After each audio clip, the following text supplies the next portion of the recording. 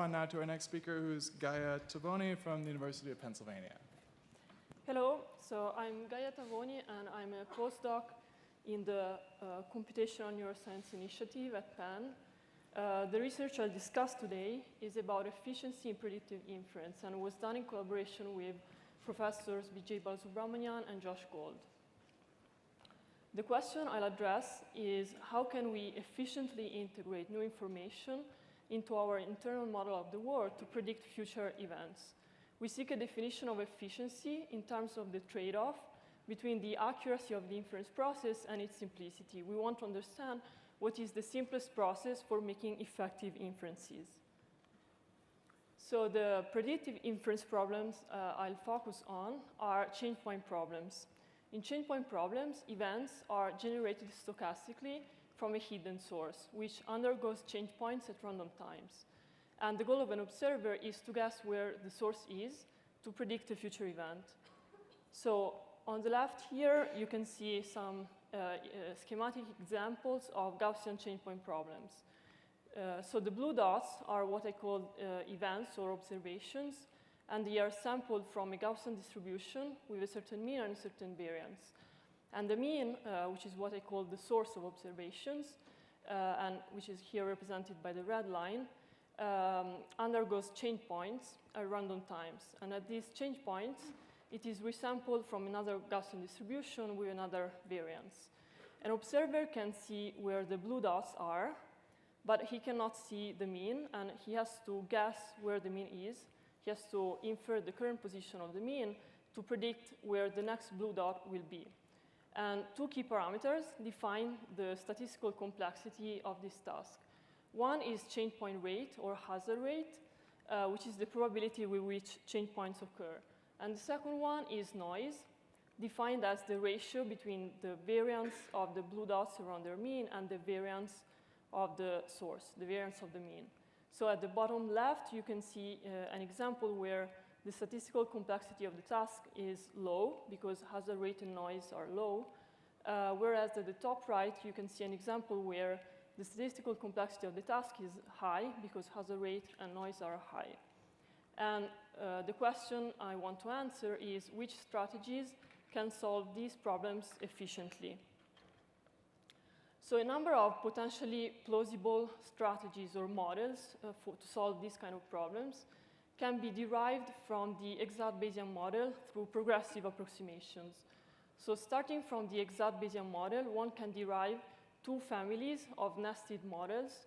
And within each family, each model can be reduced to simpler ones by collapsing some of its parameters. And these transformations, reducing each model into simpler ones, have very intuitive biophysical meanings. For example, these models are adaptive because they adapt their learning rate to the history of observations, so that soon after a change point, they can use large learning rates to quickly update the current belief to the new source of observations. Whereas far from change points, in periods of stability, they can use small learning rates to basically reduce the effects of noise in the inference.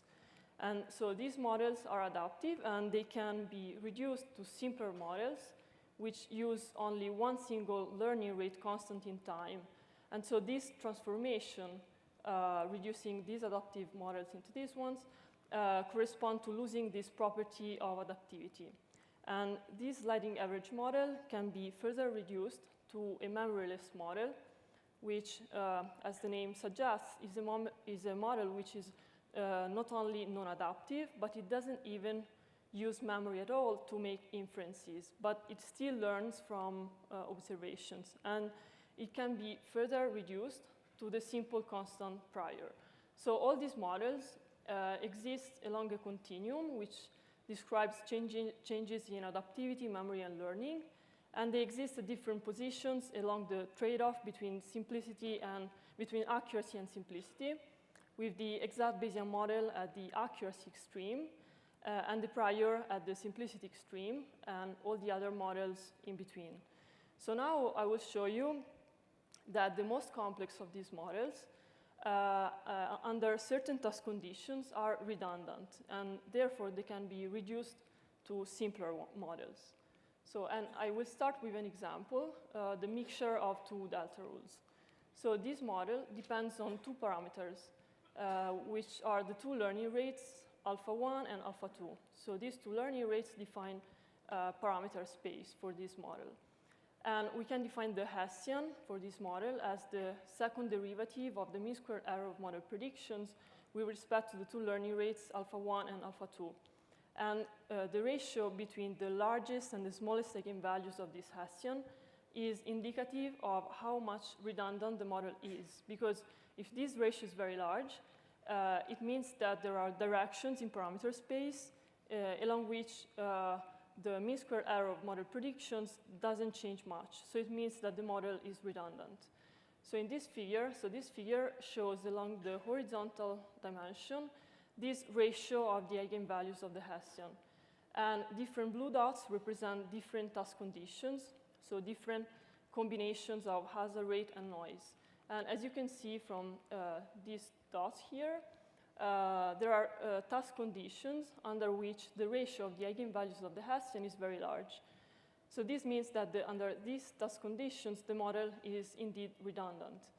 And along the vertical dimension of this figure, I'm showing another important quantity, the alignment of the relevant direction. By relevant direction, I mean the direction of the eigenvector of the Hessian with maximum eigenvalue. So this is the relevant direction because it's the direction in parameter space along which the mean squared error of model predictions changes the most.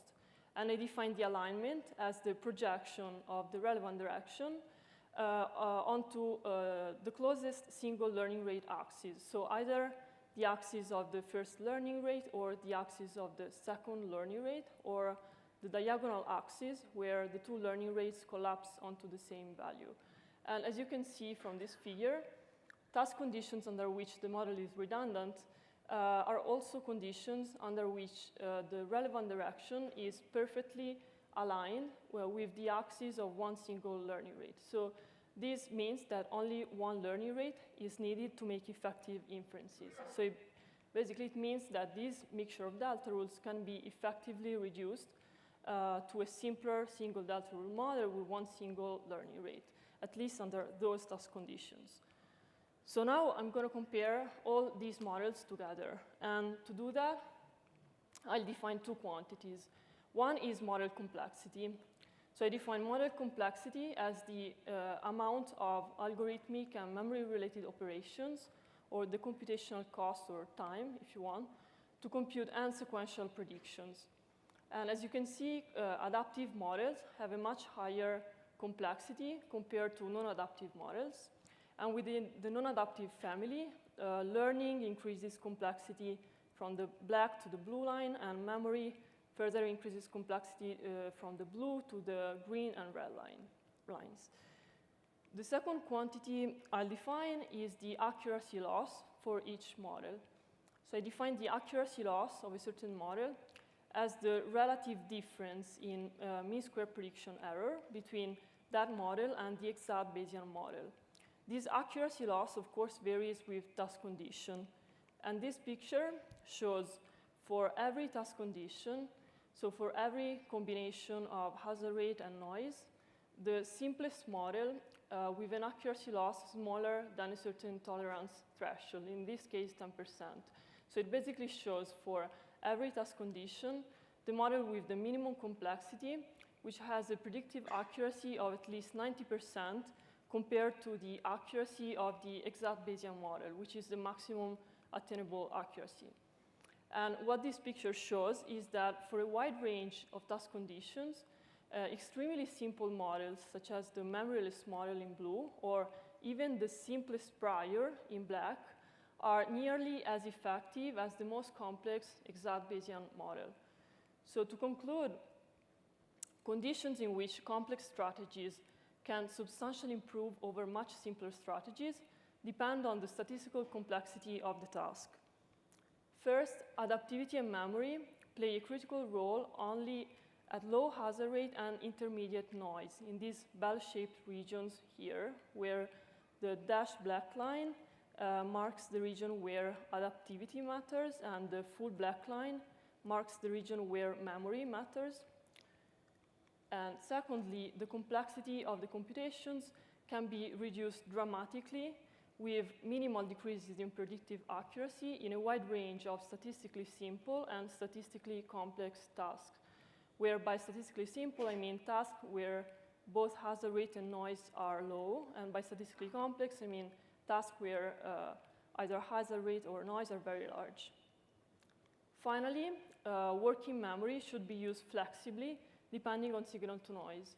At low noise, a very short working memory, such as that of a delta rule model, the green region, is sufficient.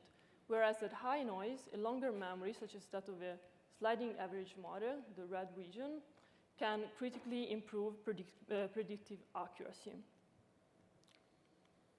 So to conclude, I'd like to thank my collaborators and mentors, Vijay Balasubramanian and Josh Gold, and also Takahiro Doi and Chris Pizzica for many valuable discussions related to this project and for their work on the experimental developments of this research, and also my sources of funding, the Computational Neuroscience Initiative and the Swartz Foundation.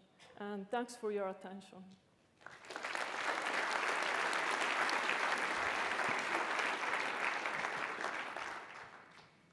So we have time for a few questions. Maybe I'll go first. It seems like, as you said at the end of your talk, there's this idea that the brain might switch between these different strategies depending on the task parameters. Yeah. How would that switch work? Sort of would difference in neuromodulatory conditions set up the switch, or what kind of mechanisms do you imagine? Yeah, so we think that these, for example, these bell-shaped regions here, where adaptivity and memory can play a critical role, is reminiscent of the inverted U idea, according to which learning